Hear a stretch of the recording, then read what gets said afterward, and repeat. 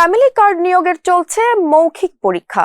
Viva বোর্ডে সরকারি কর্মকর্তাদের পাশেই বসে আছেন এক বহিরাগত। বোর্ডের অন্য সদস্যদের সঙ্গে তিনিও পরীক্ষার্থীদের করছেন নানা প্রশ্ন। এতে পরীক্ষার্থীদের মধ্যে তৈরি হয়েছে অস্বস্তি ও বিভ্রান্তি। ঘটনাটি ঘিরে সরকারি নিয়োগ প্রক্রিয়ার স্বচ্ছতা ও নিরপেক্ষতা নিয়ে প্রশ্ন তুলেছেন চাকরি প্রত্যাশীরা। অভিযুক্ত ওই ব্যক্তি স্থানীয় একটি বেসরকারি কম্পিউটার প্রশিক্ষণ কেন্দ্রের পরিচালক। চট্টগ্রামের সাতকানিয়ায় সমাজসেবা অধিদপ্তর পরিচালিত ফ্যামিলি কার্ড কর্মসূচির আওতায় তথ্য সংগ্রহকারী নিয়োগের মৌখিক পরীক্ষা ঘিরেই উঠেছে এই বিতর্ক। পরীক্ষার্থীদের দাবি, সরকারি নিয়োগের মতো সংবেদনশীল পরীক্ষায় দায়িত্ব বহির্ভূত কোনো ব্যক্তির উপস্থিতি পুরো প্রক্রিয়ার উপর আস্থার সংকট তৈরি করেছে।